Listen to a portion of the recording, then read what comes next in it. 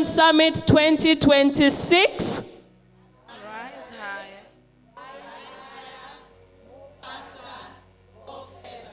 Thank you. I can see accelerate, move faster, rise faster, go further. I can see people counting the what we need to do, yeah? We've been told that for us to accelerate, we need to make sure that we are grounded in self-discovery. Dr. Nelly reminded us of that.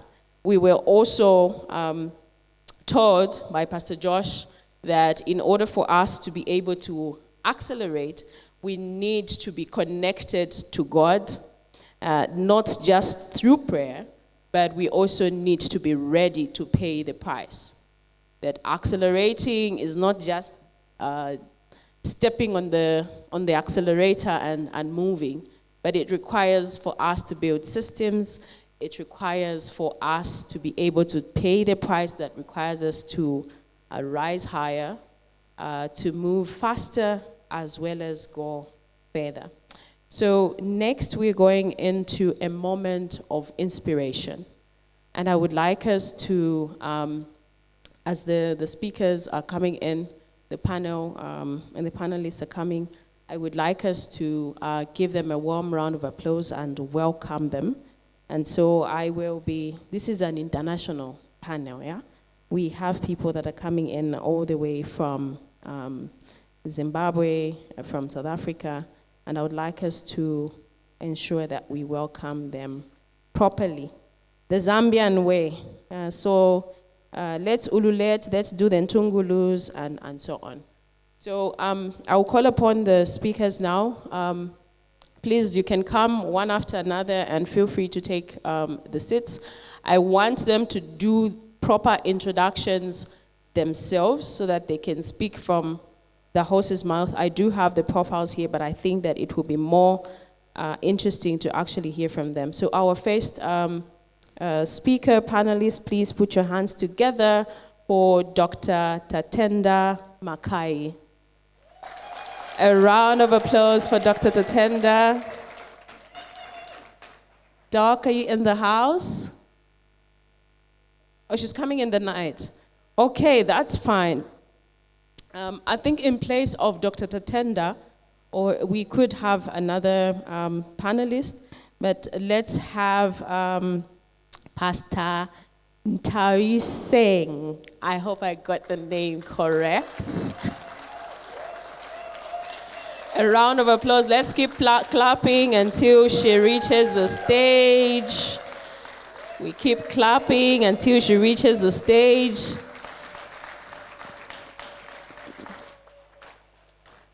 Thank you very much. And we also have Dr. Yvonne. Is she in the house? Dr. Yvonne? There she is. Let's keep clapping until she takes a seat. Let's keep clapping. Batoteleni, batoteleni, batoteleni. Can you see how beautiful she's looking? And finally, I will call upon Lady Lydia.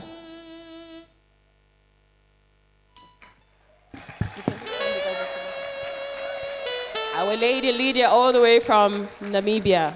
Please do clap for her as she takes her seat.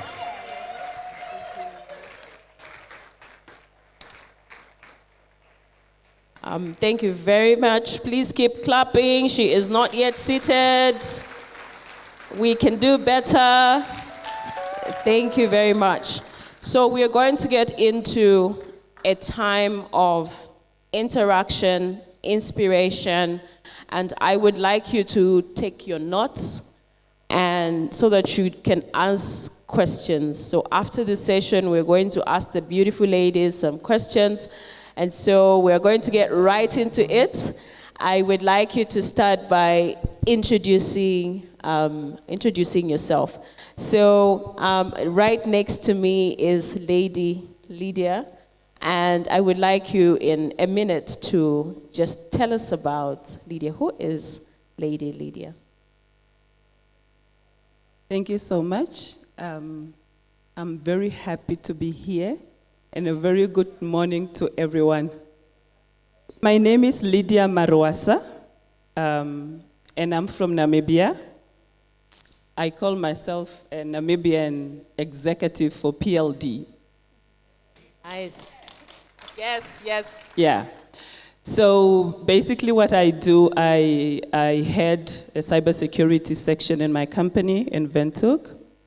Other than corporately managing the section, I do business. I co-founded an organization which is called TNB TGOP, Turning Marriage Back to God's Original Plan. We do events, we empower women, we talk about marriage, issues that concerns us as women. Other than that, I'm an aspiring farmer, I do business, I do coaching, I have a whole mentorship for students that actually started with young IT and cybersecurity students who were struggling, so I came up with a mentorship program, and so on and so on. So I met Dr. Nelly, and it was a life-changing experience for me to meet her, and I think that's the reason why I find myself in Lusaka today. Round of applause for a woman in. Pastor Tavi, please, to honors. Morning.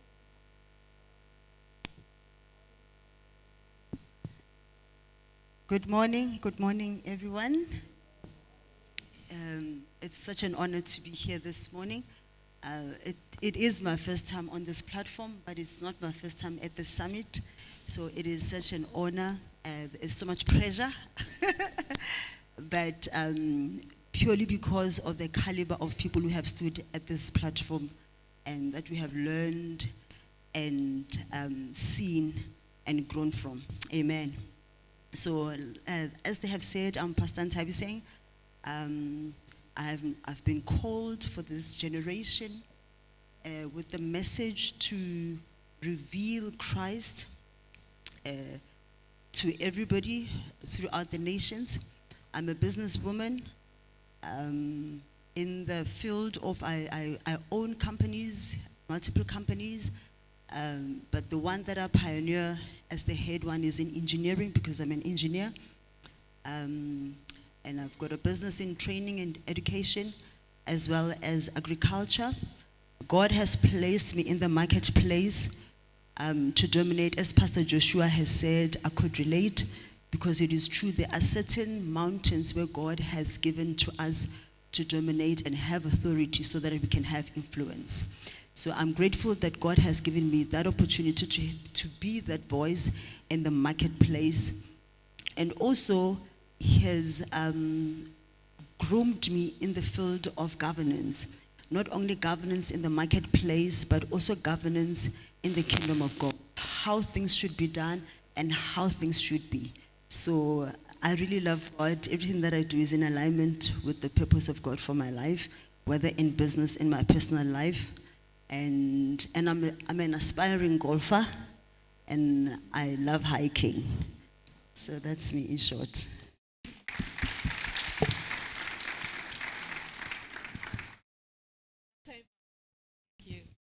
Thank you. Good morning, or is it afternoon to everyone? I'm really honored to be here and on this platform. It's not my first time to be here at the summit. I think I've attended the summit for the last 4 years or so. Yes, so my name is Dr. Yvonne Ngandus-Kute. I've got a lot of hats. I'm a pastor's wife. I'm a co-pastor. I'm the director of several companies, multiple companies. I'm a Pan-African leader. I'm an award winner, and I am a president and founder of Woman Warrior. Woman Warrior is a platform where we align women to their purposes, align women to believe that they can become despite everything that they're going through. and I am a mother of 6 children. Yes, and honored also to be here with my husband, Apostle Dr. Lawrence, and I also brought in my mother. She's right here in our midst. I'm honored. I'm grateful to Dr. Nelly for giving us this opportunity, a rare moment really, to be here and air our voices. I'm very honored and humbled. Thank you. Thank you very much.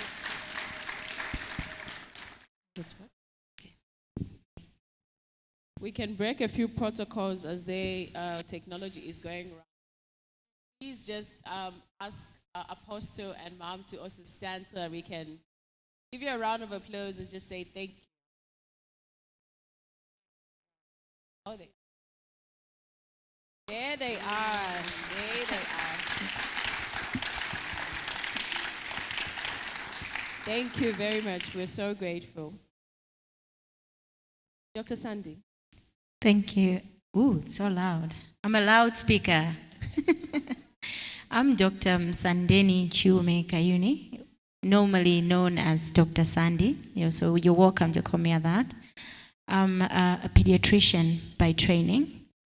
So I take care of all the babies that you have problems with, but very aligned to my spiritual call, which is to be a mother of nations. And so I take care of babies I don't know, but they are mine, and I will really take care of them like they are mine. And how I think God led me uniquely in this space is to partner with a mother. If you partner with a baby, you won't be able to prick it because you'll be feeling so sad. But when you partner with a mother, the mother will do anything to get this child well. And that's what I do in my daily living. In the spiritual places, I then got aligned to a ministry called Daughters of Destiny, where we minister to young ladies in Malawi. And our focus is on academic excellence, sexual purity, and identity. And so we strengthen girls to figure out who they are. So basically, I'm a mini Dr. Nelly in Malawi, you know what I mean? So that's what we do. I'm looking forward to some of these cups because I really also meet loads of these girls that we could take cups to and help them. On a leadership note, leading many projects in the newborn space. I'm the newborn technical lead for Malawi. So basically leading several projects. Those are in the health field, the Very Common Beginnings Fund, and other newborn projects. And I'm a PhD student with a London school, and also a mother, biologically, of 3, and a very responsible wife. Thank you. A very responsible wife. Good morning, everybody. My name is Matsuka Madau, and I'm God's masterpiece. I like to really define myself as the daughter of the Most High, God's masterpiece. I'm a retired IT graduate who worked in the telecom industry for 12 years. And the reason why I say retired, I just didn't like the 9-to-5 idea of working for someone and making money for them. And when I left that space from a professional point of view, I started my own business, which started by helping my husband, who's a neurologist, he's a medical doctor, helping him to set up a medical practice, helping him to put all the processes, the systems, and training his staff and other people on how to run a practice.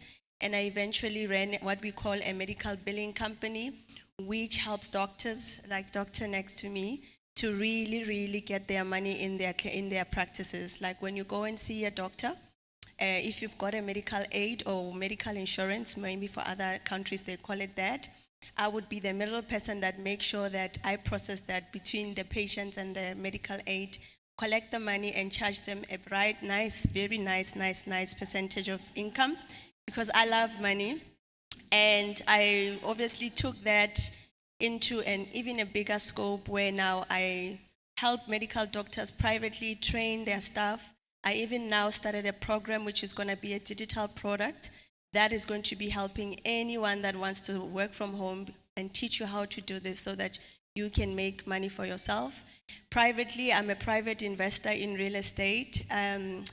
I think it was Dr. Nelly when she started, she spoke about an asset that was owned in Bishop. Bishop, you were not here, in your name. And that became one of the things that triggered me to really want to become an investor outside of everything. Being married and all of that, I still love to have my own money, and because I like things, I like traveling, I like nice things. I don't like asking my husband for money. When he gives it to me, it's quite nice. In a spiritual level, I think I am now in a new journey.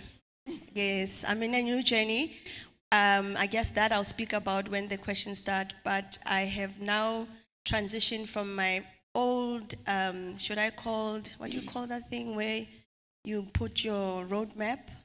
I forgot the term, I'll remember. But outside of it all, I'm a woman who loves prayer. I might look goofy or funny outside for those that know me personally, but my private space is prayer. I don't really talk too much about problems. When I have issues, I go into a place of prayer.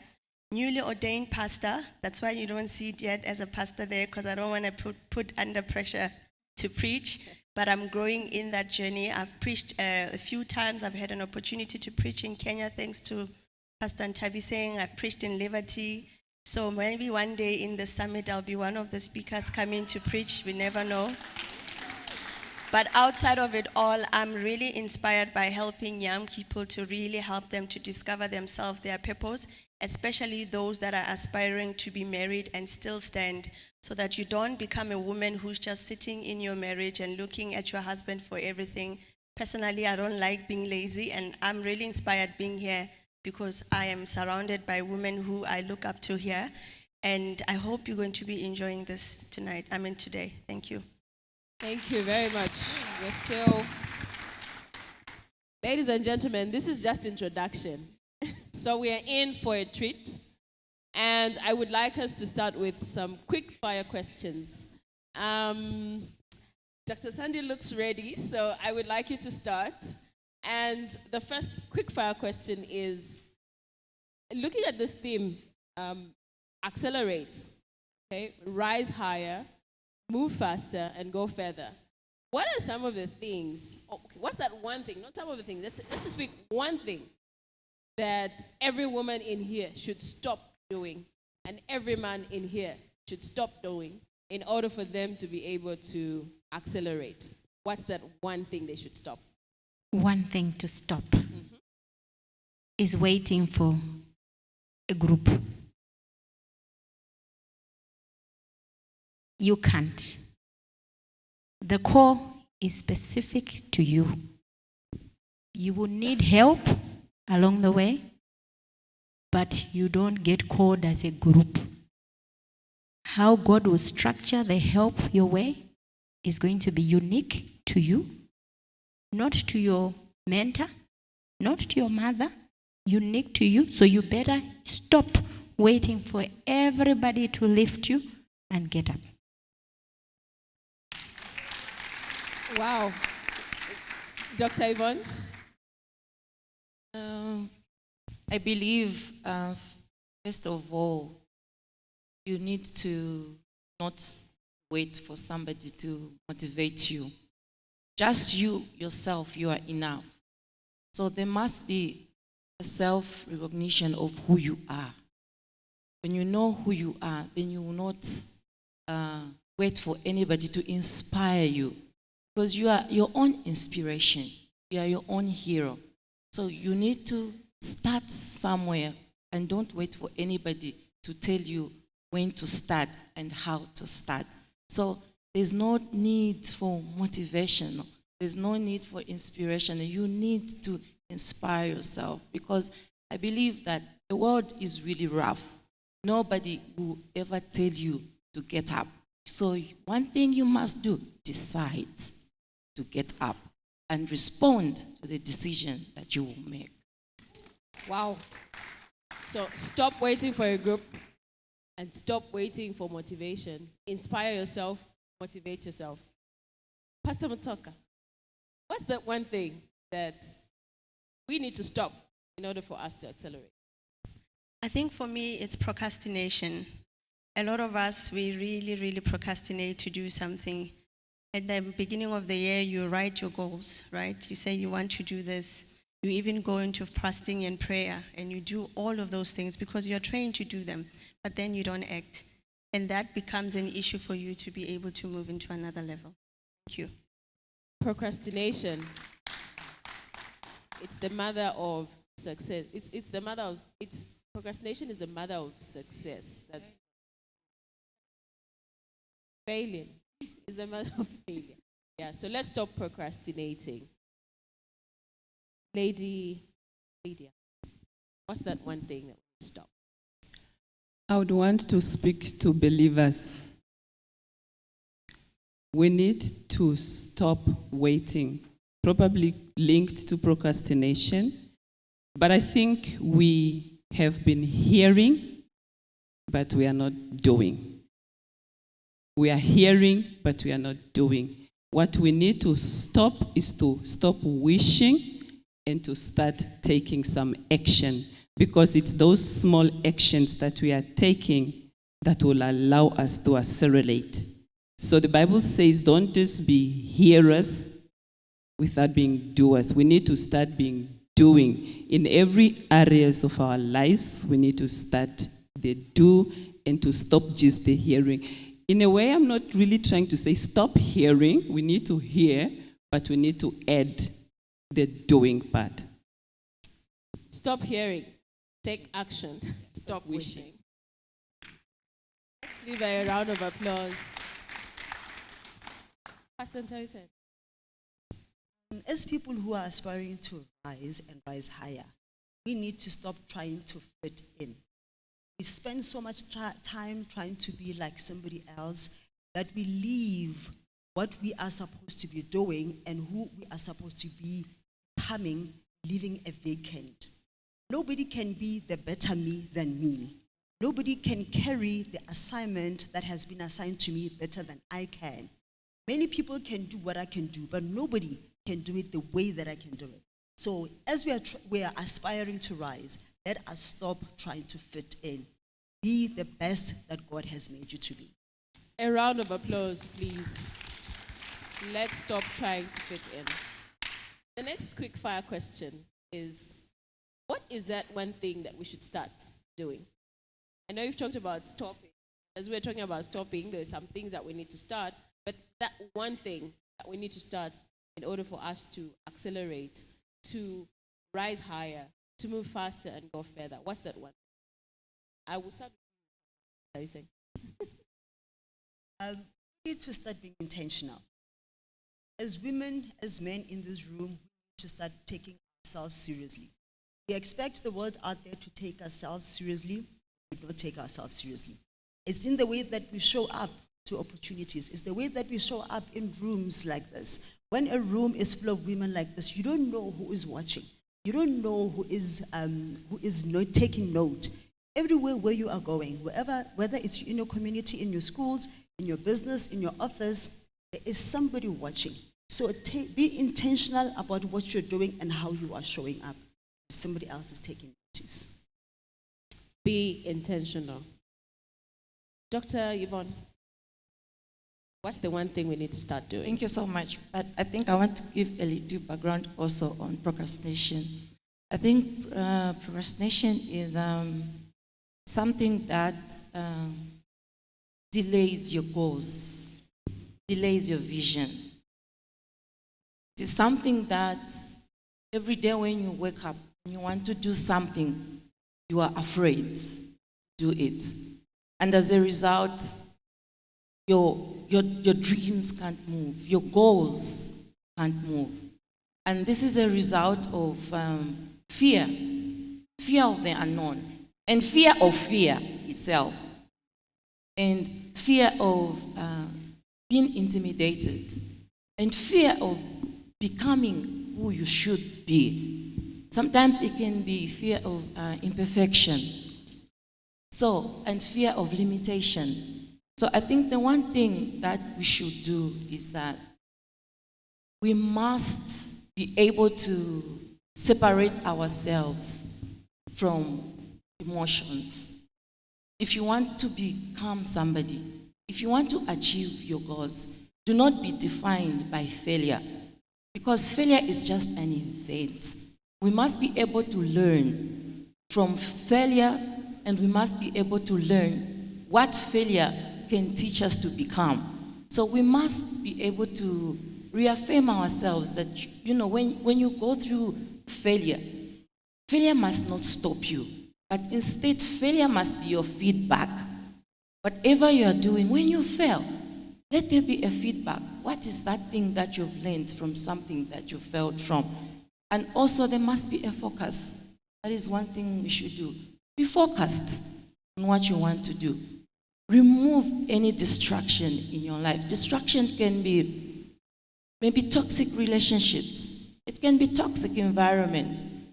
Because every human being is a product of what they hear. Whatever you hear is that you will become. And whatever you say to yourself, it is that you will become tomorrow. So it is not an accident that tomorrow when you become a nurse, you are not thinking about it. It's not accidental. It's something that you've been templating on, something that you've been expecting to be. So what is that thing you must do?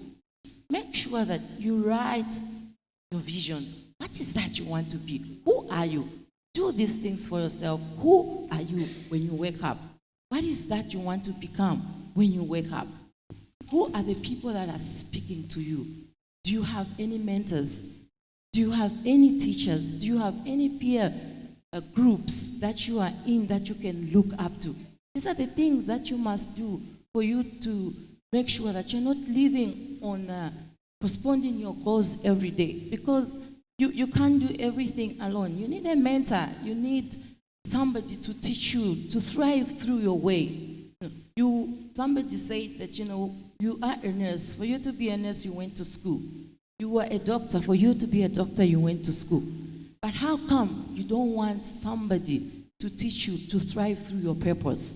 So you must know your purpose. You must find your purpose. John 2:2 said, who is this king that has been born? Who is this king that has been born? So on that king, you ask yourself, who is this Yvonne that has been born? For we have seen a star arise. What is that star that has risen upon you? What is that star? What is that purpose that has risen upon you? So what are these things you must do? Refrain from these environments that are toxic. Then also make sure that you can conquer what you are doing, just small by small. Don't do everything at the same time. No, plan your life. Plan your goals. If you have to achieve something, make it small. Have some micro achievements of your life every day and celebrate them. Don't rush to do something that is so big, because you will fail. But make sure that every day, when you wake up, every day, achieve something. Record of something that will make you wake up tomorrow. So those are the things I feel that we should do. And also, we must have a network. I just wanted one thing. So sorry, Doc, I'll have to cut you there. Okay. The one thing that you need to start, she's giving us two things. This thing feels like a masterclass already. I hope you're taking notes. And so we're still doing the quick fire questions, and we're looking at what's the one thing that we should start doing to help us accelerate. So we'll jump from Dr. Yvonne to Pastor. Who has a? I'm even losing my thought. This thing is so nice. We can come to Lady Lydia. What's that one thing that we should start doing? We should start learning, getting skills. We are living in an era where, too loud? We are living in an era where the world is moving into online solutions. And we used to say education is the equalizer, which is the equalizer.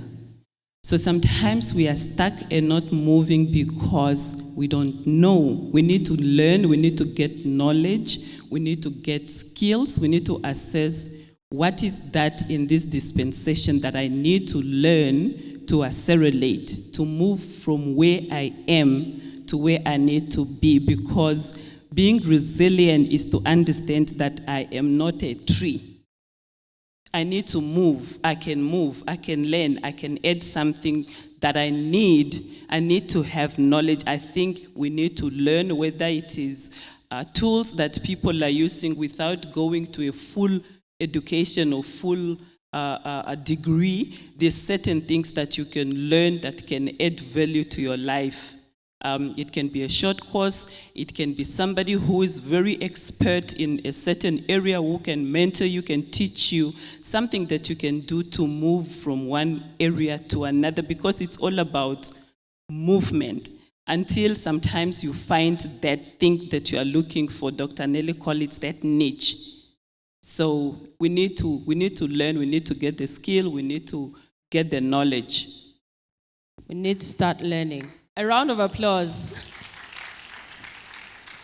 We need to start learning. Please use University of YouTube.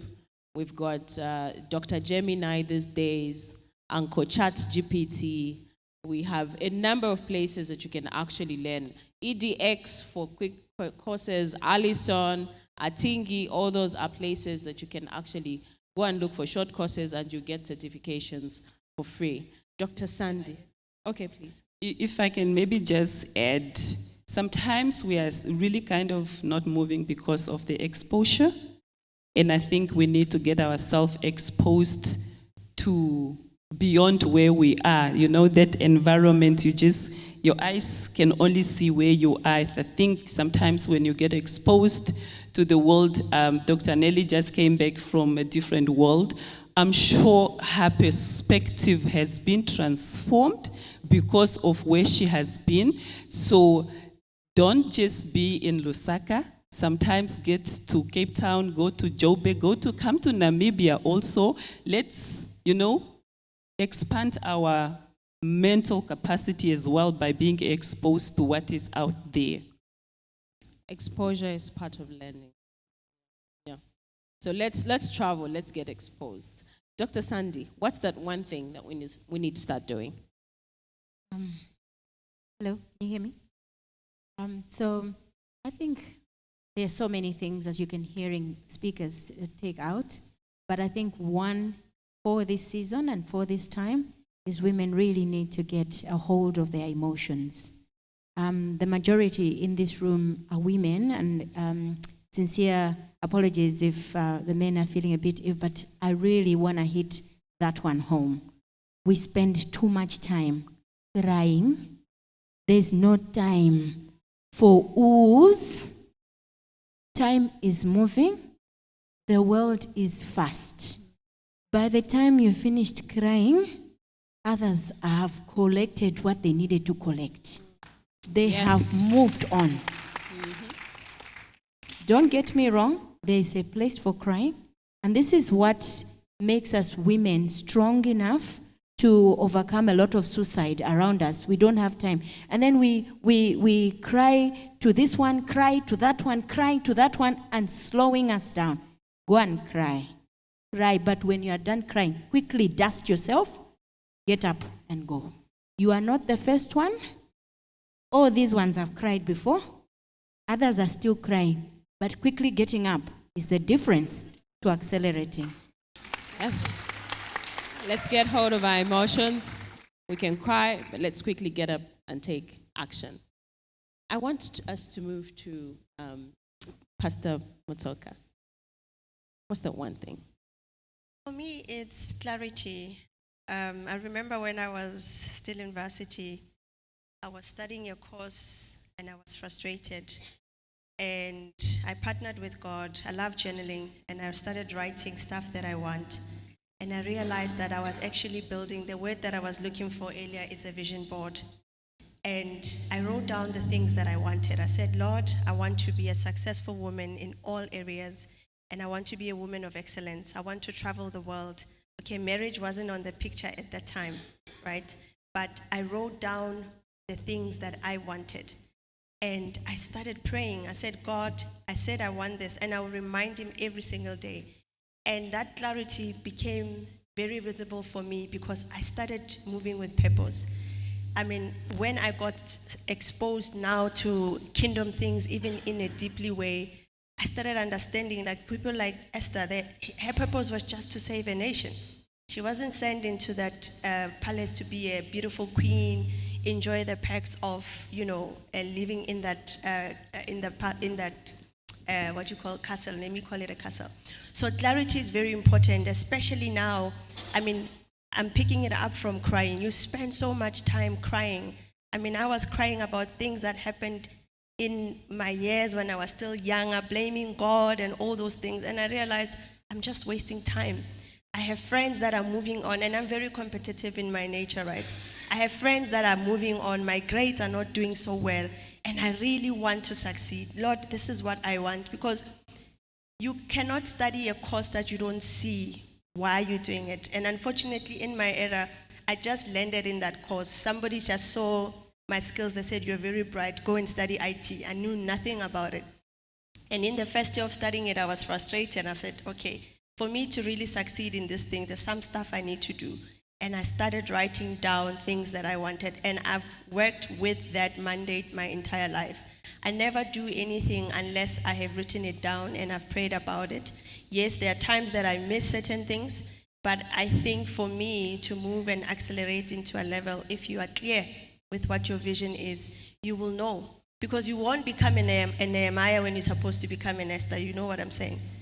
You're not going to go and build a wall when you're supposed to go and save your nation.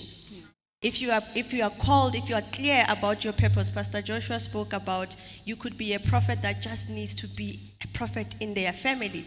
Now you want to come here and prophesy for all of us, and you miss your mark.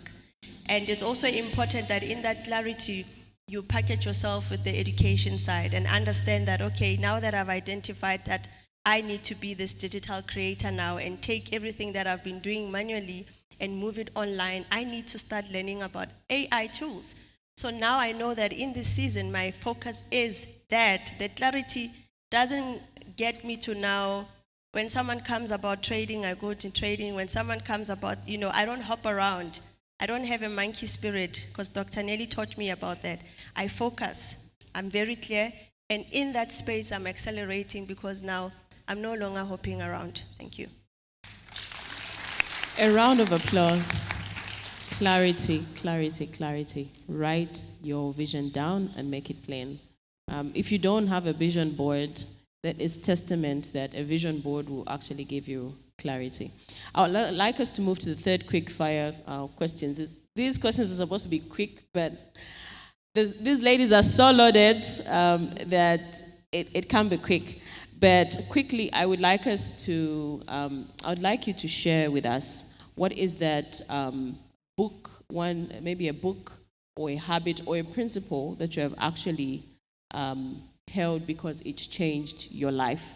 What is that one book or one principle or one habit that changed your life?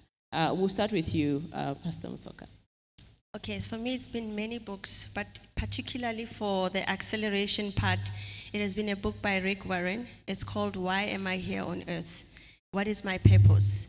And what I did, it's a 40-day book, different chapters for 40 days, where each and every day you tackle with an issue. I did this book a long time ago, and I'm in the phase where I'm redoing it again. And now in this space, because now I know about Christ. So I'm taking some of the principles that he wrote and I'm applying them every single day. Because if I have to put even with them a make of a real woman, I know you asked about one book, it really, really helps to understand who you are. Why am I on earth? What is my purpose? Most importantly, what is it that I'm supposed to do in this season? Because what I was meant to do 3 months ago might have changed now. So for me, it was that book. Why Am I Here on Earth? Ricky Warren. Dr. Sandy. The one habit that I changed, I didn't read a book. I don't know how to read. For those of you who, I'm a doctor and I don't know how to read. But the one thing that really changed me, how many exercised this morning? How many went out for a jog? Yeah, that's what we need to do to accelerate. Thank you very much. Go and exercise. Get out there and exercise, and your life will find more energy. When the crying babies are crawling looking for porridge, you have energy. When you need to read, you have energy. It has really transformed me. I play squash every morning, real drills. So, yeah. Exercise. Please join. We do have, as PLD, we do have exercise. We do every Monday, Wednesday, and Friday. 6 a.m. in the morning and 9 p.m. in the night. For those that can't make it in the morning, please get connected and exercise.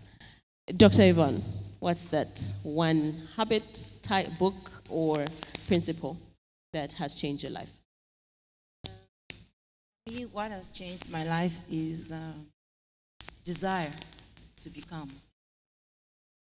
The desire to become, because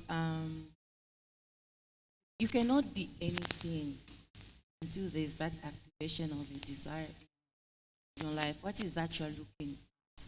What is your future 10 years from now? And so desire to improve my life, a desire to rise up for others, because I believe that when you rise up, many other people rise up. So we don't only rise up for ourselves, but we rise up for others also. So this one thing for me has been a momentum, has been an acceleration for my life, where every time I wake up, I want to desire change. I want to desire to go to another level. I want to desire to just be that voice that can be heard. I'll keep on saying you just stop me because I want to just offload, for the sake of a woman who has come today, because I don't want it to be a wasted day, a wasted time. So discipline also is one of the things that has helped me. Be disciplined, be a disciple, follow somebody. Every day you wake up, you can't be alone. You need a shut up voice in your life. You need somebody to direct you. So discipline is one of those read books that I would say has really helped me in my life. And also what has helped me is network. Who is your network? Sometimes we say that your network is your net worth, but we need to rephrase this thing, because your network is also a system that will take you to another level. Because we want to always say my network is my net worth. Okay, if your network is your net worth, but which is that network? Which is that structure which is taking you to another level? And as I speak okay, I will have to cut you. Please make time to network and see Dr. Yvonne. Don't leave this conference, this summit, without meeting her. She's loaded. You can actually see, yeah? But she's talking about something that's very, very important: networking. Your network is your net worth, but she's saying you need to build a system around it. So it matters who you know, but it matters most who knows you. So what system are you building in your network to make sure that people know you and they know you for the right reasons? Pastor Talize. So you said a book or a habit that has been a game changer. So for me, it is a principle of personal mastery that has really, really been a game changer in my life. Personal mastery has been a principle, or rather a concept that has been a game changer in my life and has helped me over time to accelerate with ease and move further. So what do I mean when I say personal mastery? In one line, knowing thyself, knowing what are your strengths, what are your weaknesses. And with your weaknesses, what are you doing about it? Are you developing yourself in those weak areas so that you can be better? And then with your strengths, are you capitalizing on them to bring more out of that and do more of that so that you can really bring out the best of you? So I have really invested time over the past few years to understand who is Ntabiseng, what are her blind spots, and how are we working around those blind spots. And I've been intentional about assessing and reassessing how are we doing in terms of developing those blind spots. Personal mastery. Please learn who you are and discover the blind spots as well and work on them. Lady Lydia, what's that one thing, one book, habit, or principle that has changed your life? On the book, Can't remember the title right now, but I think I just started working, and I read a book on property investment by the South African Mr. Coetzee. I remember the writer. So he outlined a whole lot of how to make money from properties. She said she's a property investor. I do property investment. And some of these things we've never learned. We are not coming from backgrounds where we sit down to talk about financial education, how to make money for yourself, and all these kind of things. So that book, I read it, and I started, and I said, what if I buy a property? So through that book and the knowledge that I got from that guy, I could manage to actually build a portfolio of not 1, 2, 3, but at least more houses. And it's something that I'm grateful for, that book up until today. And I know there's been so many books spiritually and so on. I read Rich Dad, Poor Dad, that also gave me a different perspective of thinking, especially around money. And I'm not yet perfect, but I think it gave me a different understanding, and I can relate to that. A book that changed her life about property investment. I just want to say something also. How many bought the book called Transition into the Courts? Yeah, how many have read that book? How many have read that book? How many have read? How many have read Transition into? How many have read that book? I want to urge every one of you, to get hold of that masterpiece. What is it? It's a master plan, a master deliverance for my life personally. I've read so many books. I've read so many books in life. But when I read that book, it transformed not only me, it transformed the family, it transformed the business that we do.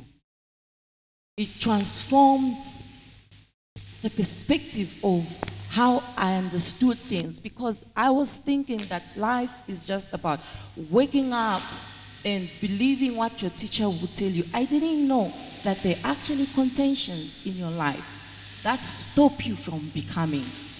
There are contentions in your life that stop you to be who you should be. I didn't know about that. Nobody taught me.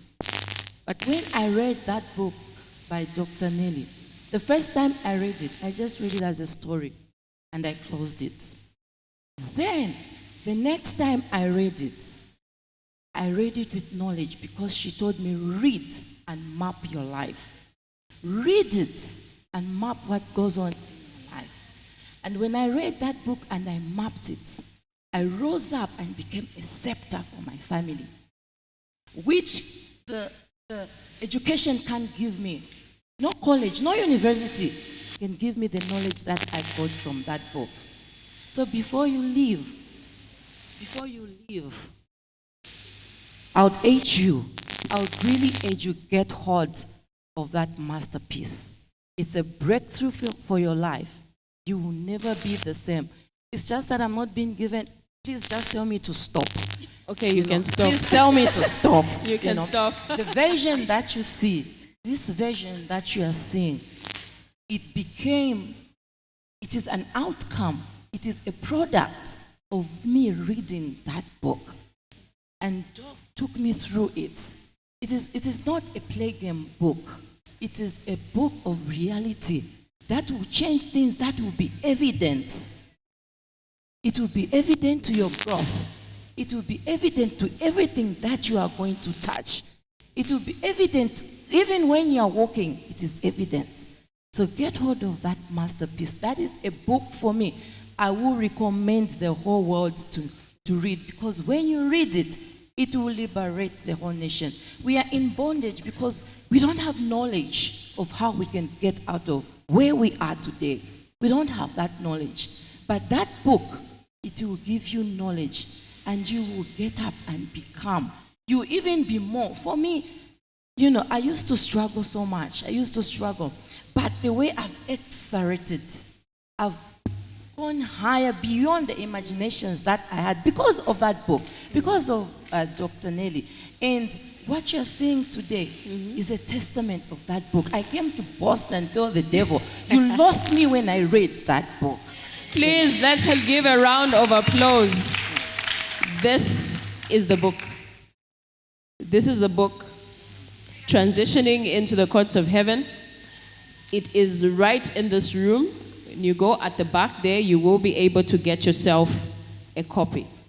The contentions that Dr. Yvonne is talking about are actually legal. So there's nothing illegal that is being done. The contentions are legal. And you also need to be equipped with knowledge to understand what is also legally yours, and then go and contend into the courts of heaven. This book will change your life. So I was seated. I'll have to cut you, Doc. Sorry. I will have to cut you. But please, let's make time to meet Dr. Yvonne. You can actually see that she is loaded. You can see that this book has also changed her life. And so what we're doing here is not just asking people to tell us nice things, to come here and tell us stories, but these ladies you see in front here are giving us real life experiences, what they have done in order for them to get to where they are, what has shaped them to accelerate, what is helping them to rise higher. As you saw from the introductions, none of them is doing one thing. None of them is just a wife. None of them is a home manager. None of them is just a cybersecurity officer or an employee, but they're doing several things and impacting not only in the marketplace, but also in the kingdom. And so what we are discussing here is not just theory, it's practical. It's evident from what Dr. Yvonne is just, you could see the passion when she's talking about this book, because these are realities. And so please do get inspired from these powerful women as we do the discussion. We will transition from the quick fire questions because time is not our best ally, and just get into the theme. And I want you to be as practical as possible as we discuss for the next few minutes about this theme. And so I want to start with you. Who will I start with? Okay, I want to start with you, Lady Lydia. You have been able to transition, okay, and also balance in the area of the marketplace, in investment, mentorship, and so on. You are a mini Dr. Nelly in Namibia. What's your advice? What does someone need for them to be able to get to a place where they feel, I am ready? I'm ready, because most of us are waiting for a time to be ready. But how do we start? How do we make this theme alive in our lives? What do we need to do?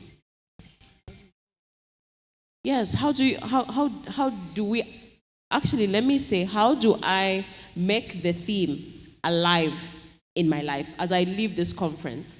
How do I make this theme alive in my life? You can give us how you've been able to do it with your life story. What are some of the things that you've been able to do? Okay, thank you. Accelerate. If I have to give an example, perhaps I can relate to, maybe before I give my personal example, I think the world has moved so much that we can't blame. I know we had social, cultural stereotypes and all these things about women. But this morning, as I was really thinking about this, I was like, 2026, I am surrounded by a lot of women that has broken barriers in so many aspects. I sat there and I'm like, The church where I've been, the bishop is a woman. The company where I work, the CEO is a woman. My president is a woman. So I don't think there is really so much of limitations around me other than which is in my head. I think I am the most limitation to myself. Whether my belief systems, whether my fears, whether the confidence that I'm not getting, whether my surrounding mostly in my head is my, and I think that is number one reason why we are not accelerating. So when we feel stuck, there are so many reasons why we feel I'm not moving, I am stuck. Because being stuck can be a lot of things. It could be that you are outgrowing where you are. It could be an environment. It could be where you are bored. It could be that there are so many things that you need to understand why I'm not accelerating, why I'm not doing, without comparing yourself to anybody else, like we were told. So about a few years back, I felt stuck. Not that career-wise you could be moving, but inside of me, I felt like there's just something. I couldn't define it. I don't have words to put it, but I felt like I'm stuck. I could manage to move career-wise from here to there, but I know beyond what God has created me, something was missing. And the day I heard Dr. Nelly speaking, something just said yes, you know. And that she came to Namibia, she was invited by a bank. My company sent 10 ladies. I was one of those ladies. I attended the conference or the meeting, and she was a speaker. Never heard about her before. That is 2024. I've never heard about Dr. Nelly. I was just sitting at the back, and the woman spoke, and there are few things that she said, and I just felt like, this is it. This is it. So that day I went home, I looked, I searched everywhere. I saw she's on LinkedIn, she's on Facebook. I literally stalked her. So I sent an email, and then I sat with her. I'm still on that process, but it brought so much clarity in my head to say this is the reason why I felt stuck. So it could really be a number of things. In the Bible, I look at the story of Abraham. God says, move, leave your place. There's a reason for moving. And even when he was with Lot, he said you need to separate. So it doesn't come with you know, sometimes you hear God clearly that this is what you need to do. But for some of us, probably it could be just a feeling of you are not comfortable. Something is just not right. I'm not moving. I'm not doing. I'm not. And I think getting that clarity, or that doctor call it, you know, the filters of your mind, that you could hear well, that you can know why I'm here, where do I need to be, what is that I need to do in my now, so that you can move, so that you can accelerate, so that you can run faster. I think that's really what I can share. So in your view, what's the biggest barrier that women face, especially when they're feeling stuck or they're failing to build resilience? What would be the biggest barrier you think they face? Okay, I think for me, some of them is you get stuck depending on which area you're stuck. It can be family, it can be career, it can be finances, it can be whatever. For me, one of them is sometimes doing things for other people.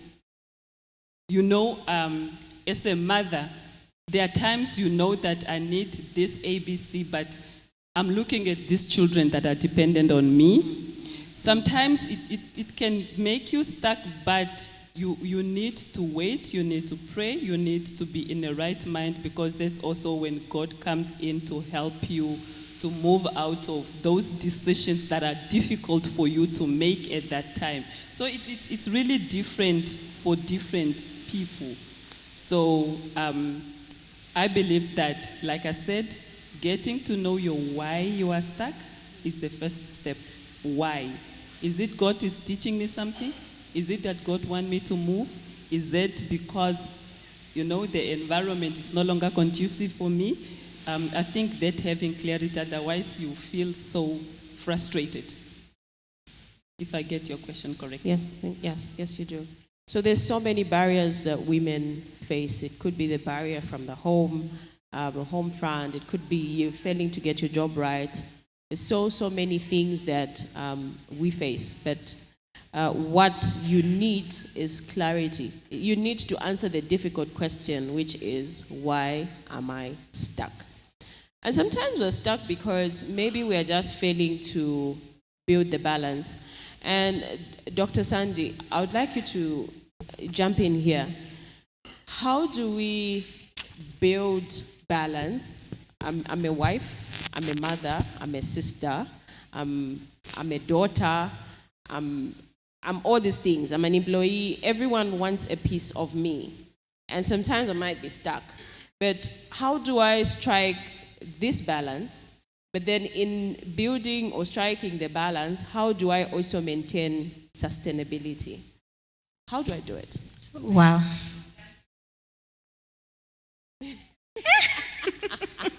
Thank you, Doc. Well, thank you. So I think so many roles. You've got to do so many things. Time is not on your side, but I want to give people a real realization that time is so much and is so not well managed. You've got a lot of time. But if you can just the awareness of time. Am I getting myself clear? The awareness that I've woken up, it's 6 o'clock.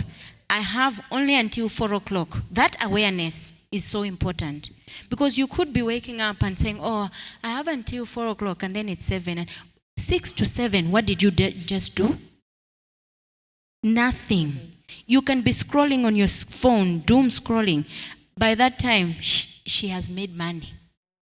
She has just made money. So the awareness of time, first. Secondly, the big picture, vision, meaning in life or what others have been talking about, clarity, being very clear, this is where I want to go. Or if you don't know like me, you also just rely on God to help you, but have an idea that I think this is the direction that God wants me to go. Because sometimes we are talking as if we are always 100% clear. Because it's not that clear sometimes. But the key is people want to know, how do I actually come out of this clarity, this place to now become clear? Isn't it? When it's not so clear, you've gotten hold of your time. You have an understanding that there's a big God taking you into this big picture. You just you're not sure. Just start the small step, the first step. And that's what you are trusting God for. And then from there are things that are obvious that have to be dealt with by you. For example, you are your husband's wife. Shem, that is yours. Okay?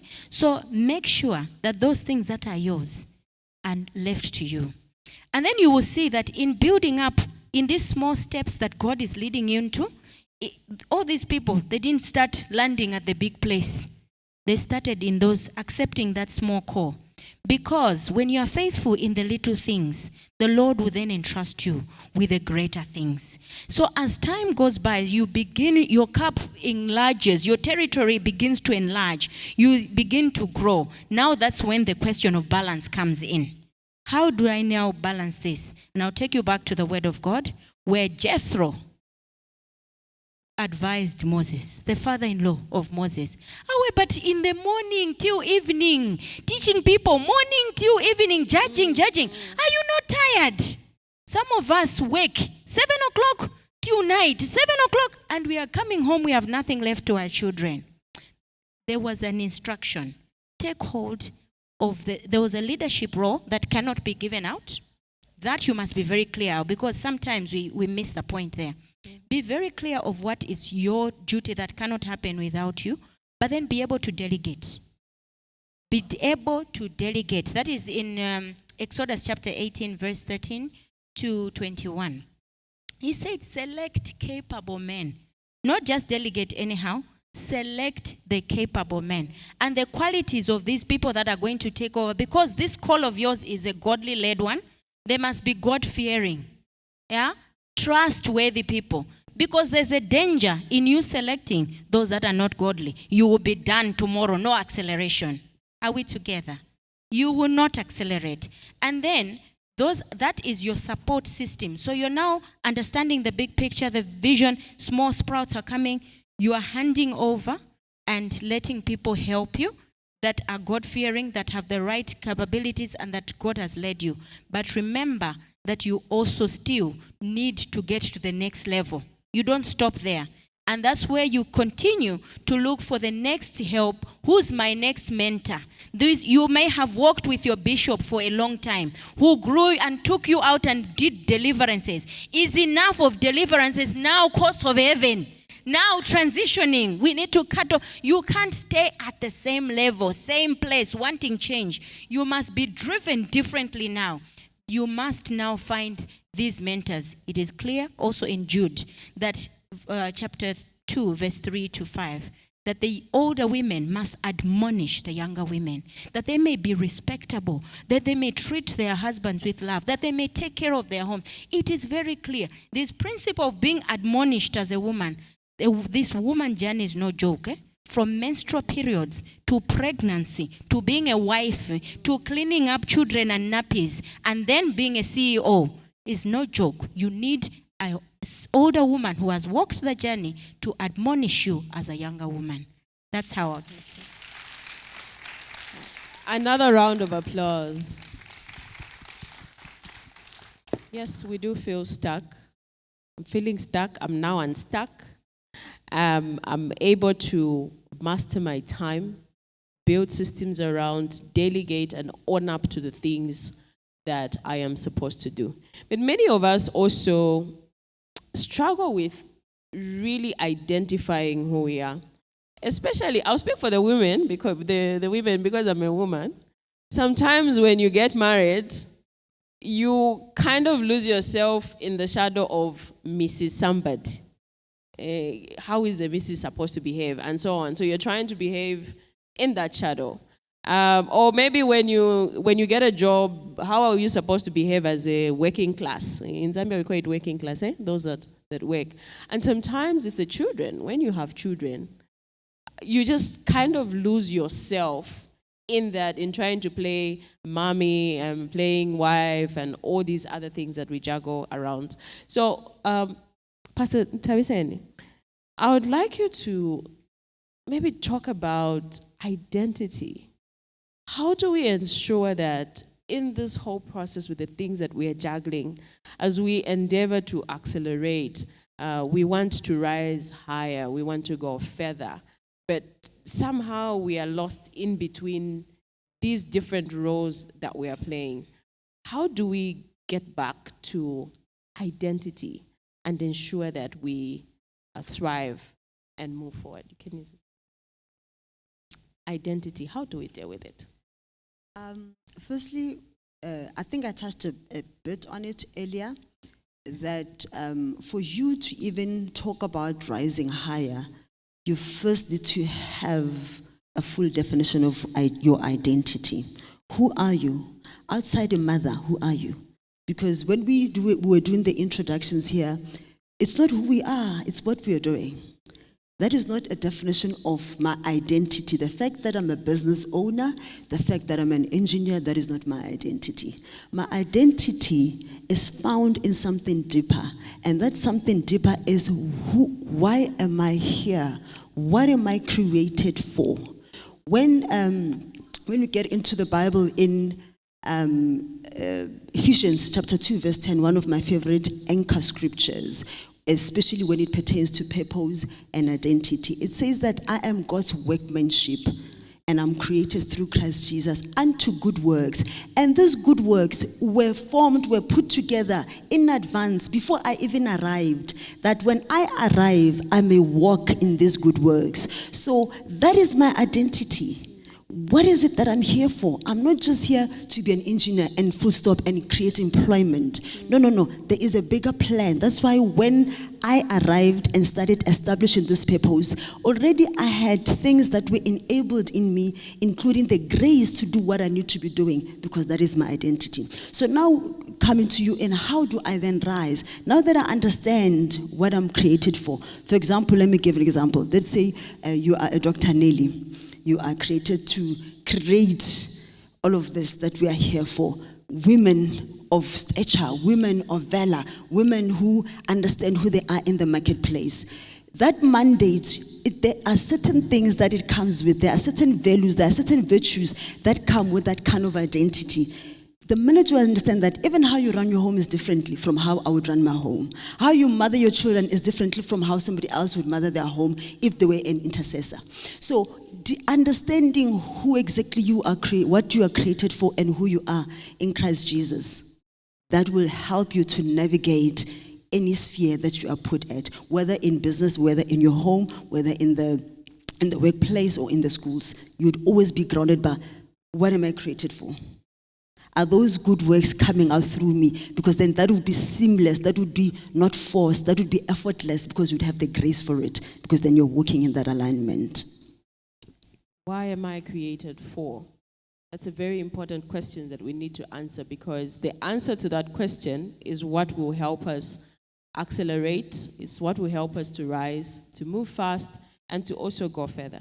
And please, if you're still battling with that question, and you would need someone to help you process it, please enroll for our Evolve mentorship class. Dr. Nelly runs a class on a monthly basis. Please do look out for the adverts when we have an Evolve class running, or you can actually see the admin there at the registration desk and register your name for the class. You need to get that question answered. Why am I here on earth for? And I want to jump to Lady Muteka, who was talking about the book by Ricky Warren that changed her life. It was literally answering the question, why am I here on this earth? And so I want you to paint a picture for us when it comes to answering the question of purpose, why am I here on earth, and impact. How has that been for you? And what advice would you give for that man, for that woman who is still lingering around, settling on the topic of purpose and impact? What would your advice be?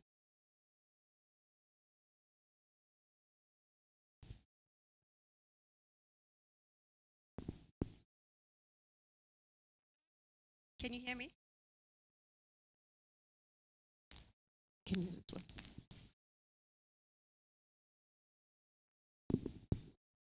Thank you for the question. Where do I start? I think, like I said, I read that book 3 times. So the first time when I read it, I was still dealing with a personal issue. I can disclose it because thanks to Dr. Nelly, I've dealt with it. I was molested as a child multiple times, and it became something that I bottled in for many years. But the positivity side of it is it pushed me to be driven. As I said earlier, that I'm a very driven person. So in that season of from 20s, I was a woman who was just driven to succeed, because I just didn't want to feel pity, crying for too long. Why was I molested for so many years, crying? Personally, I don't like crying. I think people that know me, you only see me cry when I pray. Then when I now read the book again, I was now in my 30s, married, and I have a child, I have this amazing husband, but I'm still dealing with this bottleneck behind me that I never dealt with this issue. So an identity part of me was critical to know, okay, I was molested. Okay, I was doing this. Okay, in this book, I was doing the exercises. Day 1, do this. Day 2, say these mantras. Day 3, say these scriptures. And when I had a self-discovery, I will call it a self-discovery, when I rededicated my life to Christ, that's when the transition took place, because I understood that I was looking for the answers in the wrong place. And because I was molested, I understood that, I was blaming God, because there were times I would pray and say, God, where were you? This man did this to me, and then he did it again, and then that one came and did it again. Where were you? And on my side, the identity, me identifying myself even better outside of the book, it also was my husband, because God favored me and gave me somebody who really prays, is a watchman on his own. And we started tackling this issue. Imagine you're married and your husband is the one that is helping you to now deal with being molested. And you have to explain the entire ordeal. And I started, because I express myself better by writing, I started writing down, okay, this is what happened. This is how I expressed it. Okay, dear God, I'm so sorry I blamed you. I'm so sorry that I pushed myself. I worked too hard. In a way, a career became an idol. I wasn't focused on you. I started understanding the characteristics of Christ. Okay, Jesus Christ did this on earth. I started applying those things. My mindset shifted. And then I realized, okay, I'm actually this woman who likes this thing. Okay, I like money, for example. I love traveling. Yeah, okay, all right, I worked. I've been very brilliant in my profession, but I worked so hard because I was trying to hide this burden of being raped. And then a Dr. Nelly comes with her make of the real woman. Go deeper, start defining yourself. Go to your parents, and I asked them, when you were born, how were you birthed, And then I did all those activities. If you've attended the boot camps, if you haven't attended boot camps, please do. So it became a transition of different stages to truly, truly, truly, when I now knew who Mutsuka was, I was 36 years old. I know I look young, right? I'm 42 years old. At 36, I had my awakening, and that's when I realized, okay, all right. I dealt with the raping part. Okay, I've prayed. I've now read the Make of a Real Woman. I've done the exercises of why I'm here on earth. I now know why I'm here.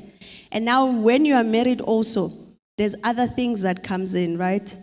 The husband is there, the children is there, the career is there, the friends like Pastor Ntavi are there, and you are looking at, like, naturally women, what's the right term?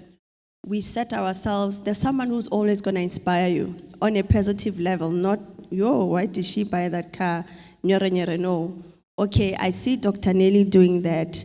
Okay, they call me a mini Dr. Nelly in Namibia. Okay, I don't want to be a mini Dr. Nelly. I want to be a Dr. Nelly. As you can see, I'm dressed like her today, right? So you start identifying the things that you love by modeling people that are inspiring you. You read, you pray, most importantly, partnering with God. That I can never stress more than enough, because there's nothing you can do. As I said, my real discovery came after I rededicated my life to Christ, started going into prayer, started understanding characteristics of Jesus Christ and applying it to me. I mean, just yesterday alone, I learned something that has transformed my life before I even came here. Or stop speaking negatively about yourself. It was from Pastor Ntavi. God cannot partner with you if you lack confidence. Someone is sick, you're supposed to pray for them. But because you doubt yourself, you don't go and do it. And you know that you're a warrior. Don't do it if you're not praying enough, all right? But it became a clarity thing for me vividly, okay, this is what I want.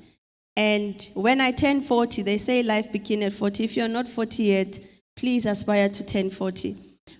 When I turned 40, it was a different life switch. I'm talking about the 3 different series. In my 20s, in my 30s, and now I'm just in my early 40s. Now, in my early 40s, it's no longer about I've been raped. It's about, you were raped. Okay, let me tell you what you need to do to overcome it. Understand? Let me tell you how to now take what was something that pained you. It could be you were abused, whatever it is that has been a burden. Make it something positive for your life. Okay, you are married to an abusive husband, but you don't want to leave. Let's deal with it. Okay, you want to get married. What are you doing to position yourself to get married? So I am now in a stage where I can say I'm a coach and a mentor. Thank you, Dr. Neil. I did my NLP practitioner, so I can coach you guys now. So the clarity part became something that now, after my entire life experiences, having clarity, having partnered with God, having dealt with issues, having done, you can see all of these things is actually development, self-development, whether in a kingdom base or professional, it doesn't matter. And in this instant today, I can tell you today that I'm no longer the same person I was. If you've seen me 3 months, last year I was right here. I'm not the same woman that I was here last year. I've transitioned, I've moved into another level. I'm now learning about digital products and I'm learning how to make money online. I signed up on a very expensive course just so that I can start to run a digital business. Why? Because I'm no longer the same. I want to move into another level. I'm no longer crying about being raped. I'm no longer crying about, okay, I ran this business, it didn't do well. Okay, I want to shut down no. How do I transition my business from door to now going online?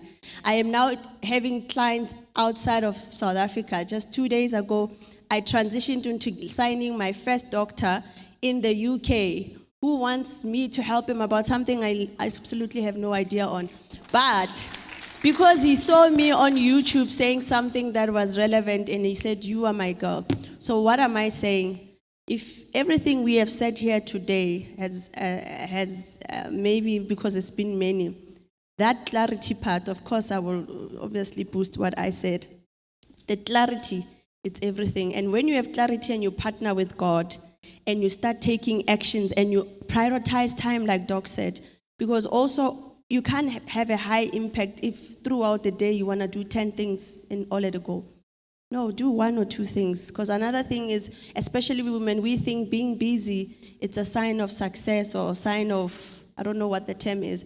But sometimes you find out just this month, all you need to do is go into intercession.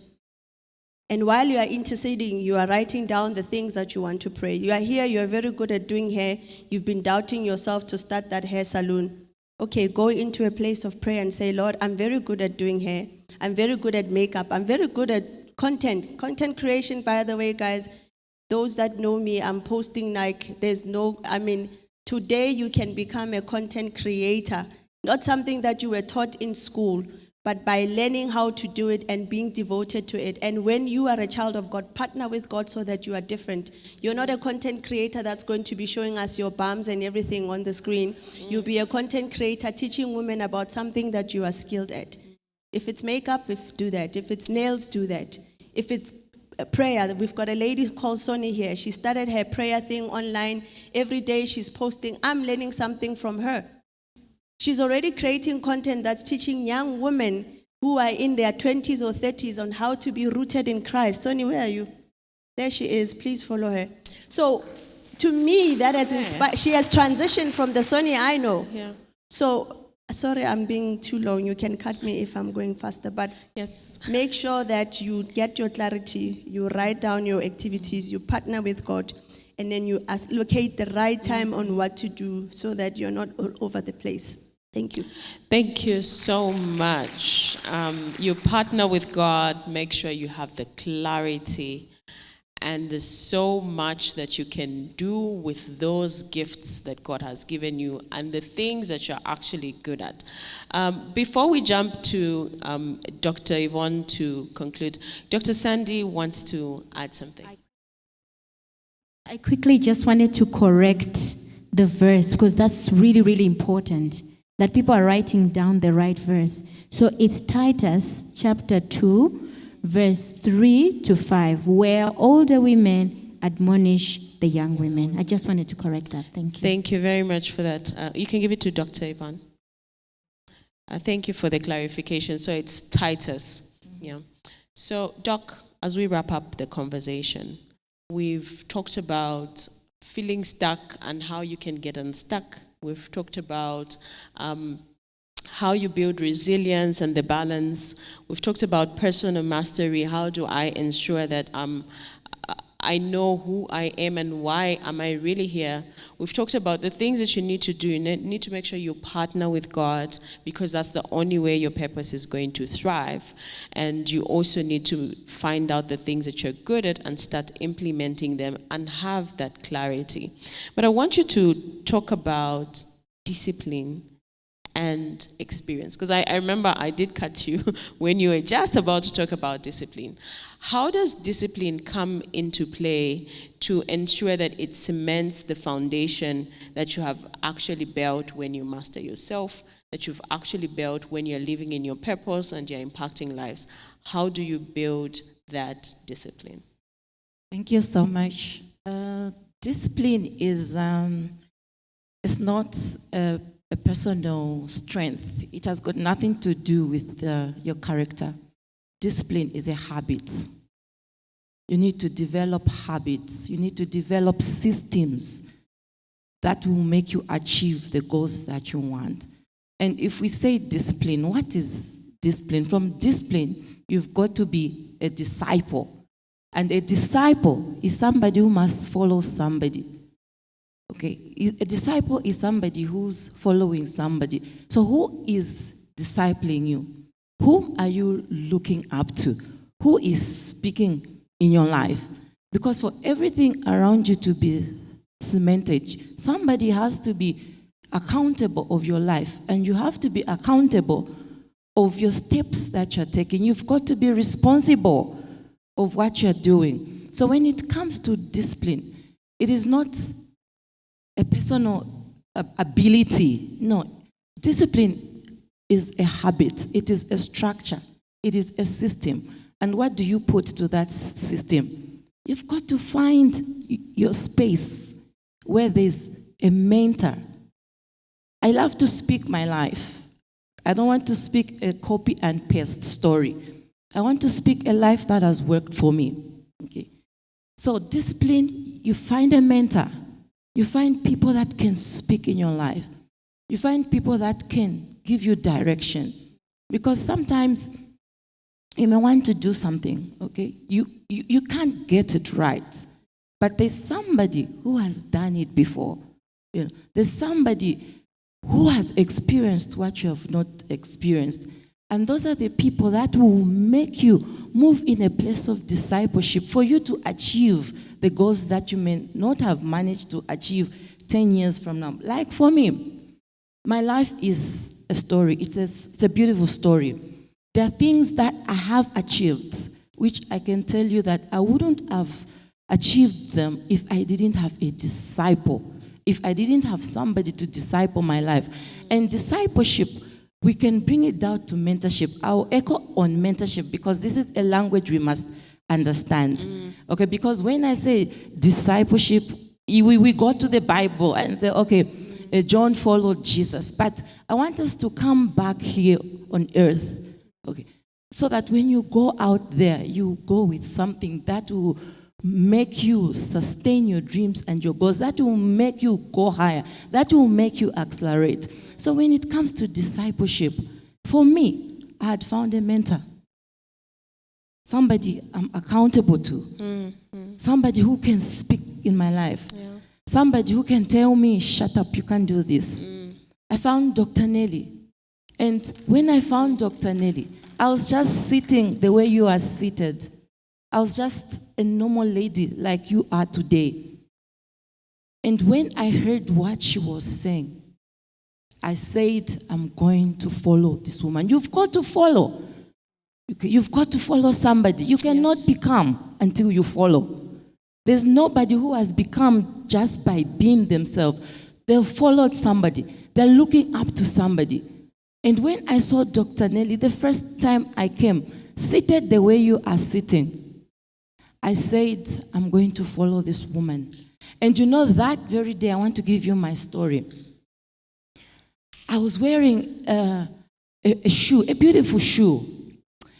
Then I heard Dr. Nelly speaking. I was very touched, and I had nothing to give. I wanted something that I could give that can bring an attachment I can hold on to. I was blessed that day. And then I removed my shoe. I gave it to her. That was my first time I came here. I gave it to her. I was desperate for something. I was looking for something. And I saw that I can follow Dr. Nelly. I gave her my shoe. And then as I'm speaking now, I'm thinking that day when I gave her my shoe, I just gave her authority to walk the journey with me. You know? Oh, that's deep. So there must be somebody to walk a journey with you. If you have to accomplish that thing called discipline, somebody has to walk with you. And then when you find a mentor must not be like a mentee, because you've got to follow them up. There's no teacher that you has to look up, follow you up. You know, you've got to follow them up. The problem we have in discipline is we want to sit and we feel like everything will fall on our laps. We don't want to take a step. We don't want to be responsible. We don't want to move in the direction of your alignment of your purpose. So for me, discipline today, I would say, as you go out, break this discipline into discipleship. Discipleship. Following somebody. Yes. Whom are you going to follow for you to become? Whom are you going to follow for your dreams to unleash, for you to thrive? Whom are you going to follow? And also, I want to say something. Lastly, yes. Something I feel I need to just say. We come here, we've spent money, and you're stranded, okay? Because somebody said something to you. I want to roll back to where we were. I know we've gone there, but I want to say it because for me it is a good story. Somebody said something to you and you can't move. You can't move because they've defined you. Yeah. They've given you a template and you keep on reading. But discipline will come in when you get that thing that you were told and you rewrite your story. And you follow that story. It causes discipline to do that. You rewrite a story. You follow a template, a blueprint of yourself. You rewrite it and move. So I urge you that as we talk about discipline, you can't walk this journey alone. You go to school because there's a teacher. You know, you've become who you wanted to be, maybe a nurse because there's a teacher. But discipline will help you to have a purpose that will be fulfilled. But how do you do it? Align it to discipleship. Align it to somebody whom we are going to walk with today and become tomorrow. Amen. Oh, this is so powerful. You know, as she was speaking, one of the things that was coming to my mind, I've totally transformed when it comes to the topic of discipline now, because I used to think discipline is following things, you know, religiously. But one of the things that she has brought to light is that you can follow things, a plan, but without accountability, you will not be disciplined. The way we do with our alarms, I want to be waking up at 5 o'clock every morning. The alarm will ring and you snooze. Why? There's no accountability, partner. But mentorship, true mentorship, will make you accountable. So if we want to be disciplined, we do not have to walk alone. We have to walk with somebody. A round of applause for the panelists. So we've wrapped up. I promised that we're going to take questions, but because of where the time is, I would just ask 5 people to ask questions. So just 5 questions in the room. And the hands I'll see first are the ones that I'll pick. 5 questions. I can't see any hands. We don't have questions. There's a hand behind there. Any other? There's another hand there. 2. 3 questions. Okay, just come closer so that we're able to take those questions with you. You can come. This is also a time to network and so that people can visibly see you. You can come and ask your question from here. So we've got 4. Just come and line up as we take the questions in the interest of time. Okay, so 4 questions that we are taking. There's one more? Okay, 5. Quickly run. We are supposed to be moving fast. May I see the fast movers?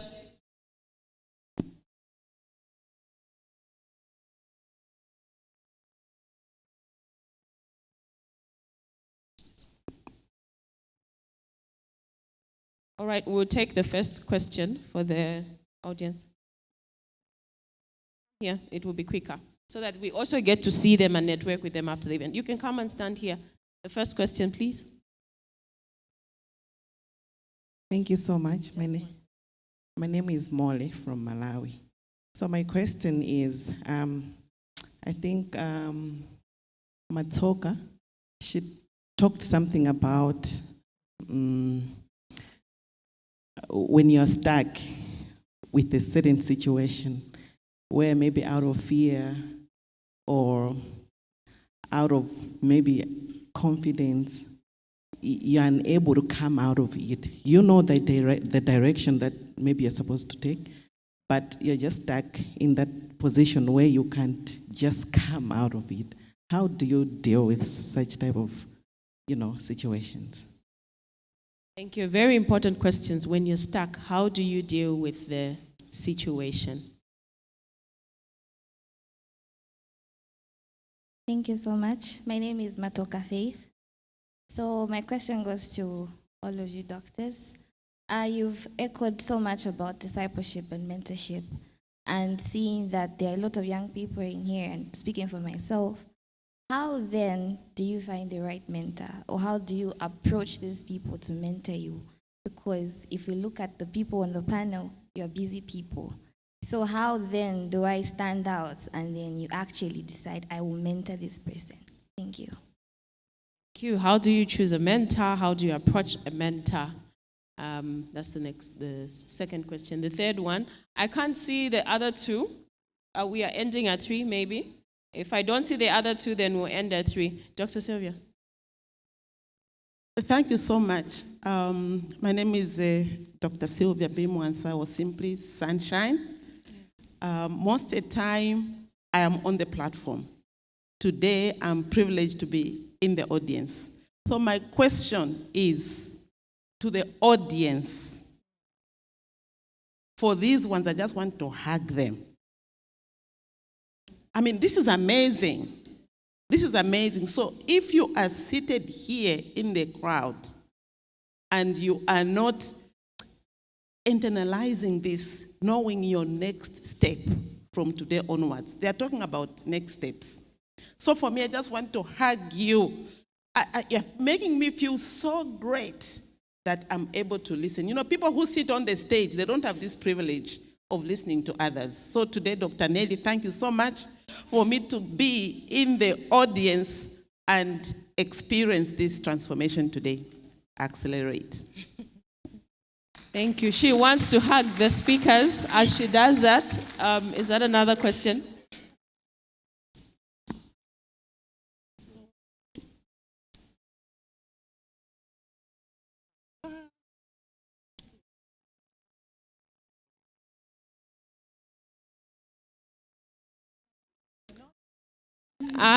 The naughty one.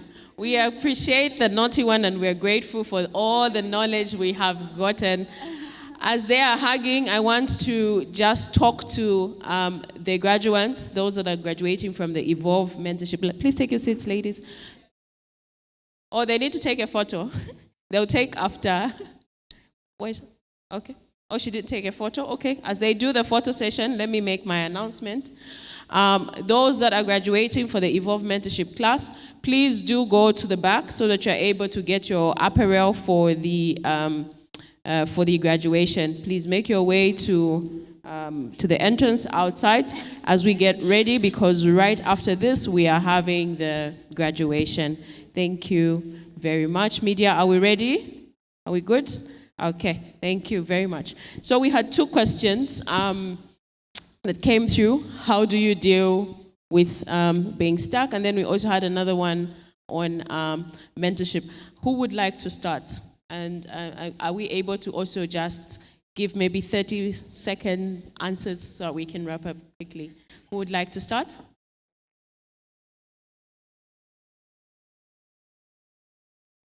Thank you for the question. So when I got stuck, I wrote down the patterns that I'm getting stuck on this and this and this.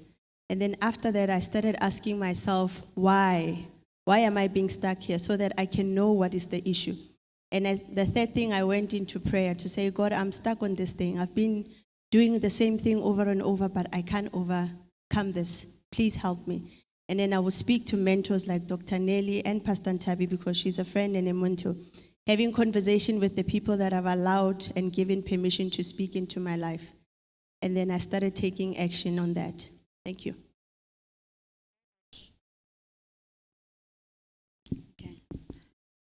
I'd like to answer the mentor one.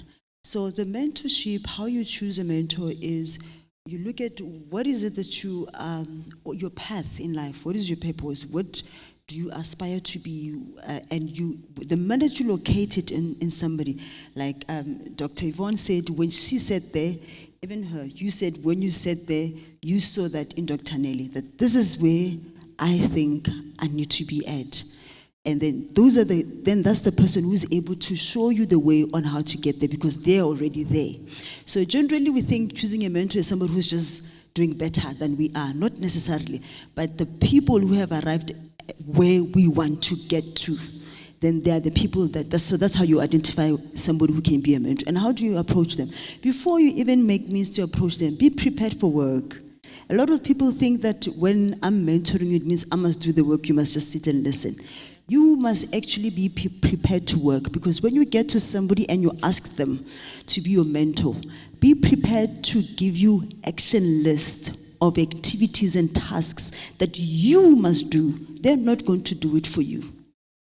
So a lot of the things that we said here, it's I must. The rising is you who are the one who must rise. And what is it that you must do to rise? So be prepared for work when you approach somebody, and you just go to them and tell them and say, this I'm type saying, and this is where I feel God has led me to be at, and I'm not there yet because I'm not too sure how to navigate that. And I have seen that in you. So I'm asking, would you be able to be my mentor? You just approach them like that. And then if they are connecting and they're able to, others will say, I'll pray first. Others will be like, I'll be glad. It's an honor to do that.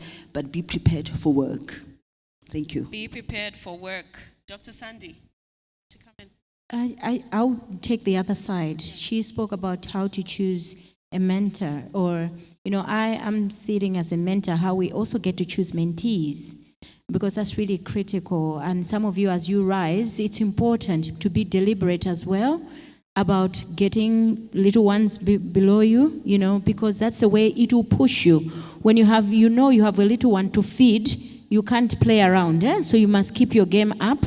And so it's important to choose a mentor. And once again, it is about aligning to your calling.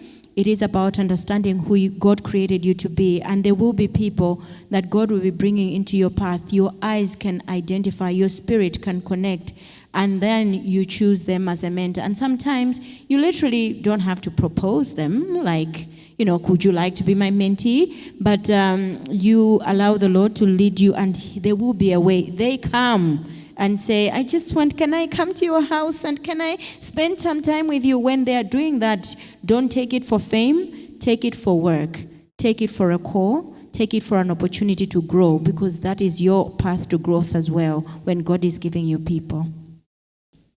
Dr. Lydia? Thank you. I received that. I received that one. I think it's really been said.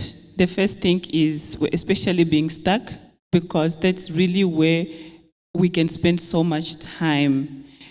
Don't spend time. Some of us really spend some time being stuck because you may not have anybody to help you to make the step, because in your mind you are not clear. So if you are stuck somewhere, whether you are a student, you are working, in marriage, in any area, find somebody. That somebody may not be called a mentor, like having a mentorship program like Dr. Nelly is having one. Somebody you know that person has been excelling at banking industry, or somebody or whatever. That is the field you want to go, that's where you feel stuck. Talk to the person. There are already those programs that are already available. Like Dr. Nelly's is already there. It's not even a question of can you. The platform is already available, So it is identifying which area, because sometimes we join Dr. Nelly and you are just there. You are not participating, you are not saying anything, you are not opening up, you are not there's really not much for a person to mentor. So be willing, be intentional, be open, and say where you are stuck so that a person can be able to help you. Otherwise, you'll just be in the group. Dr. Yvonne, lastly, as we close. Okay, thank you so much. Am I allowed to stand? Yes, please, yes. Okay.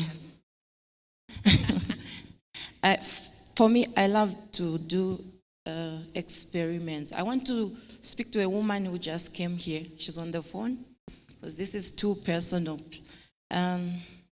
Please come, because what you are suffering from is what everyone, most of the people, no, you can just stand there. I just want it to be so personalized as I speak to you. The reason we are stuck, I learned this principle. If I learned it a long time ago, I wouldn't have been in the mess I used to be in. The reason we are stuck is because we attach emotions to the things that either we were told or the things that are making you go astray. We attach a lot of emotions. We attach a lot of meaning. I want to tell you a story. When I was growing up, I was being told that I've got a very big nose. Every time I go out, I'm told, you have got a big nose. You've got a very big nose, and it distracted me. I got stuck feeling that I'm very ugly. Then one day, I went to my father, and I asked him, Daddy, every time I go out, I'm told that I've got a very big nose. And this is disturbing me. I can't concentrate. And my father told me, you know what, my daughter, this very nose you have, it is what has made you the most beautiful woman on earth. So when you go to anybody who will tell you you've got a big nose, tell them that I'm the most beautiful person in the world. And when somebody told me you've got a big nose, I told them, look at me, you cannot compete with me because I'm a very beautiful woman. But where did I get that information? I got it from an authority who is higher than me. At that time, I didn't know how to get out of there. But this time, I know how to get out of being stuck. And how you get out is don't attach emotions. Don't attach meaning to anything that you have been told, because you can rewrite your story. Okay? You can rewrite it. Okay? So as you go today, whatever you were taught, remove the meaning. If you were told you will not move up, write another meaning. Say, I'm going forward. I am accelerating. I am becoming the best version of who I am. So I thought I just tell you and personalize this thing, because what you're going through, a lot of the women that are sitting here are going through. And I also went through that. I was sitting there. But when I heard that from Dr. Nelly, I didn't know it by myself. I learned. And everything that comes along my way, I just use my emotional intelligence. I rewrite my story. I attach no meaning to it. Today, you cannot tell me anything that will push or make my alignment to be disturbed. It is not possible, because I've got information that has disrupted me. Okay, it has disrupted my mind. Okay, you're a computer. So because of that, I've deleted the information. I've gone through deletion of what I was told, and I've used the meaning of what I want to become. So I just wanted to hug you that you will become. Okay, you will become. You will become. I learned this principle, and it will work for you. Remove all the attachment to that meaning. Remove it. I just thought I speak to her. Thank you. And for that person who was saying, how do I go to a mentor? We are not very busy. We have become today so that you can light up. Because somebody decided to light up. Dr. Nelly decided to get up so that I can get up. So we cannot be busy for you. The only thing you need to do is decide and choose the right path. We are available for you. We've got numbers, and we have also people we can refer to, things that we cannot handle. Dr. Nelly is there. She's our masterpiece. She's our footprint. We've got somewhere we go to when we feel also stuck that we cannot lead you. So discipleship, we cannot force it on you. You have to follow somebody. Go to them and decide to follow them through the way so that you can become. I hope I have helped you. Thank you. Thank you. Thank you very much. It's been a beautiful, beautiful panel. I will allow the ladies to rest, but before I do, I would like to just appreciate each one of you for the wealth of wisdom that you've given to us, and I would like us to wrap it up with you finishing a sentence or a phrase, and this is that a woman will accelerate when she, so you will finish it. And we'll go around like that. Feel free to stand. A woman will accelerate when she...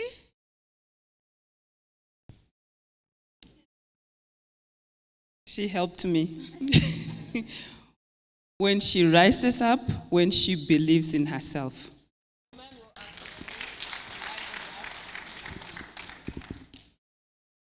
A woman will accelerate when she realizes what is in her hand.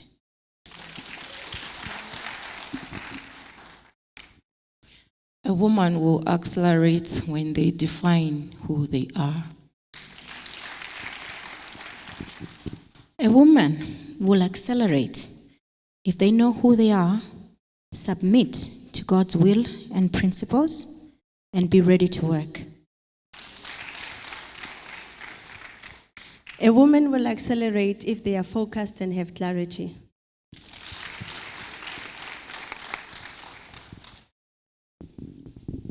A woman will accelerate. A woo-man, that includes the men in the house. Ladies, I want to say thank you very much for gracing us with the wealth of wisdom. Lady Lydia, thank you very much.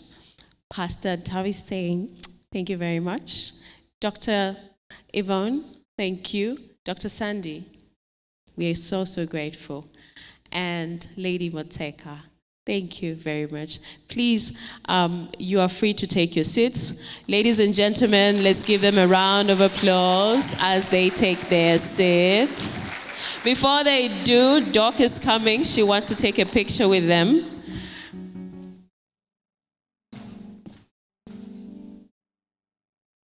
Are the chairs okay, or we remove them? Okay.